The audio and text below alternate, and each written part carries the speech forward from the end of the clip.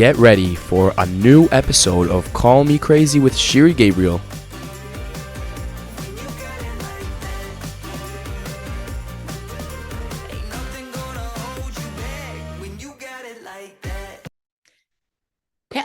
Hello, my friends, and welcome to another episode of Call Me Crazy with Shiri Gabriel.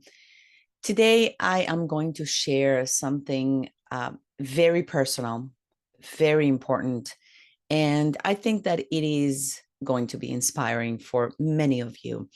I really truly believe that we always have a story that people are waiting to hear so they can get inspired. This is actually the premise of my podcast, really. But today I'm getting a little bit more personal. And I am going to talk about my journey into becoming best friends with my body. All right.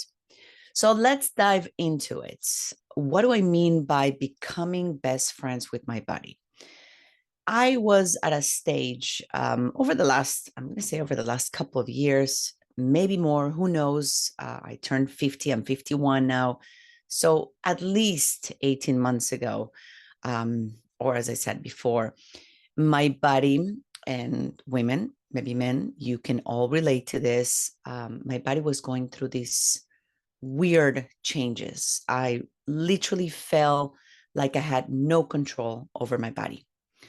Um, my body was on one side and I was on the other side, trying to understand her, communicate with her, beg her, treat her nicely. But I felt like nothing was working. We had lost touch. I was at a loss. I was in one world and she was in a different world.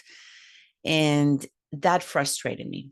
Needless to say that my weight, the way I felt was not where I wanted to be. And, like probably many of you, I was trying many things, starting with eating healthy. And yes, I'm saying that in quotation marks because we think we eat healthy and then we discover that we're really not eating healthy, probably because of lack of knowledge, lack of accountability, lack of information, lack of support. And I am going to talk about all that. The other thing, I was on intermittent fasting. I had tried keto, cutting carbs. I had tried so many things, and working out, being healthy was really part of my routine. So I wasn't lacking on that. And then I saw a few of my friends who looked fantastic. They had lost weight. They felt great. They had, a transformation. They had gone through a transformation, similar in age to me. And every one of them, I asked them, "What did you do?" And they said, "Karen, don't you know Karen?" And I didn't know Karen. And I am actually dedicating this episode to Karen Jagger, because she is the reason that I now am friends and best friends with my body. And so, when you hear the name of someone, or you hear and you see people having results, having success, well, at one point you have to wake up and say, well, you know what? I need to do what they're doing. I need to follow them. I need to learn. And that's what I did. So I called Karen, and my whole journey started. So first of all, I'm going to say thank you to Karen. And Karen, you know how much I love you, and how much I owe you for helping me and working with me. And I am actually going to share Karen's information and contact information on the podcast, because I think that for a lot of women and people listening to me today, you are going to want to talk to Karen. So let's get started. What were my goals? I'm going to take you back to 3 months ago, after I had the conversation with Karen, and she agreed to work with me, because she doesn't just work with anyone. Good for her. And I was very lucky that she chose me, and she invited me to join the group of women that she was going to be coaching. And so my goals at the time where to lose 15 pounds, get me down to a size 8 or even a size 6. Those were my goals. I am going to share my results with you. I did want to learn what made or makes my body healthy. I wanted to love it. As I said, I wanted to become best friends with my body. That was very clear. Um, I wanted to create a healthy lifestyle, a good routine. I didn't want this to be just a diet. I really wanted to create a whole new lifestyle for myself, develop new habits. I wanted, as part of that, go to sleep earlier. I wanted to get more into consistently meditate, and wake up earlier in the morning. So I had all these goals that I had set up for myself, given that I wanted to be this a lifestyle. So it wasn't just the weight and the number. Pay attention to that. Um, what would that give me when I was asked that question by Karen? Um, at that time, I would have felt accomplished. I would have felt successful. I would have felt healthier, lighter, hopeful, a boss, a winner.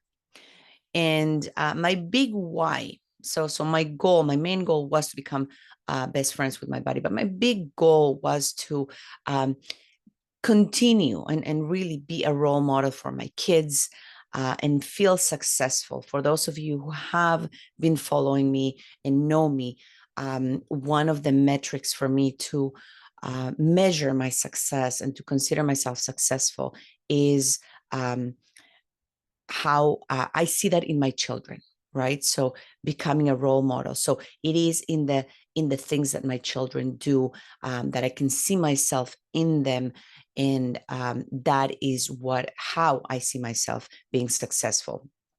First and foremost, there's other metrics, but that is really the main thing. And so, of course, this was part of it as well. So my journey started, and I am going to share with you now what I learned, because let me tell you, at the beginning, the first 2 weeks, there is a cleanse, and it was hard. It was hard for me, not so much because of I was letting go in terms of food, but it was more for me the rigidity within it. So I'm that kind of person that I don't like to be told what to do in a very rigid way. Um, Better yet, it's not about being told what to do, but it's really being told what I cannot do. I don't react well to that rigidity. You cannot do this. You cannot have this. And so I had a conversation with Karen about that the first week, and I said, Karen, is this going to continue this rigidity? Because I need some freedom. That's what I said to her. I really thrive on freedom, and this is what she said to me, and this is how wise she is. And please listen carefully to what I'm going to tell you, because this is going to translate, hopefully, for you, not just for um, a weight loss system or nutrition, but this is a life lesson. She said to me, in that rigidity, you will find freedom. I'll repeat that again. In that rigidity, you will find freedom. How wise is that? And I held on to that so tight. And like I said, that is a life lesson, because it is so true. It is so true. And that really helped me. It helped me get over those 2 weeks that were really rigid. And then I just kept that mindset for the rest of the program, and will continue to have that mindset and those words in my mind in everything that I do. So it is, learnings, that rigidity, which really translates into a system, right? Having that system. And it is important to be told and to know what you can do and what you cannot do, right? You need that balance. You need that understanding. You need what I call perspective, because in order for you to know what you can do, you really need to know what you cannot do or what you cannot have. So that's one thing. Um, I, of course, know and am very present to the power of a group of women. I have always been part of a group of women. You have heard me talk and podcast about my catchball tribe, my group, taking women on trips, working with women, doing group work with women. This just reinforced how powerful this is. And of course, there is a reason why Karen does this and why it works. When women come together to achieve, to thrive, to support one another, magic happens. Magic happens. And so this is really not a learning for me, but it is a reminder. And I am going to emphasize that for all of you, whenever you have an opportunity to work with women, take it. You will be successful because of that. And what comes after that, or because of that, is the accountability, not just with women, but any type of accountability group that you can have that is going to make you successful. That accountability of having to share, having to post, that was incredible. Listen, we are human beings. And if you think that you can be accountable for yourself, you are fooling yourself, you're cheating yourself. We are never accountable to ourselves. Well, I shouldn't say never, but most likely we will have a hard time being accountable to ourselves. We will tell ourselves stories. We will make things up. We will give up on ourselves that much easier than we will if we are accountable to someone else or to a group of people. So that accountability, that is tremendous. Planning ahead, like anything in life, and especially for any kind of nutrition plan, creating new habits, weight loss, planning ahead those meals for at least 3 days ahead of time, that is crucial. We're all busy. We all have lives. And I think that was so key for me. I was never doing that. I was playing it by ear. I planned many things in my life, but I was not planning for really the most important thing, which is my health. And so planning ahead, having those meals ahead of time, 3-4 days ahead, that is crucial. And let me tell you, I have gotten better at planning overall in my life because of that. Because remember, I wanted to create, adopt, or remind myself of habits. And so planning ahead is a habit for anything. One thing that is so important for not just in this journey, but I definitely, was reminded and apply this to this journey, is not to get focused on the numbers and the results. I had goals, very important goals, and I wanted to achieve those goals. But I didn't want to get caught up in those numbers and results. And Karen reminded us of that. Don't get caught in the numbers, the scale, but really thriving, really enjoying that journey, the journey. Every morning, waking up to the journey, every evening. And I, started journaling again, just to be grateful, just 3 things that I was grateful for that day. So that helped me to embrace the journey. What am I learning every day? What am I applying every day? How am I growing every day? Right? How am I creating new experiences in this group, with this group of women, being coached by Karen? That journey was so helpful, so enriching, that the results almost became secondary or primary, but I knew they would follow because I was enjoying the journey. Sharing wins and the challenges. So being able to share your wins, to share your challenges, whether you do it in a group, and I talked about the power of the group, but sharing, being able to share, putting out in the universe your wins, your challenges, your wants, your desires. The universe will work with you. The universe will enable that for you. It's about being vulnerable. When you become vulnerable, when you become to or start accepting what is happening to you and embracing what is happening to you, and then sharing it, that vulnerability is what is going to give you the results that you want.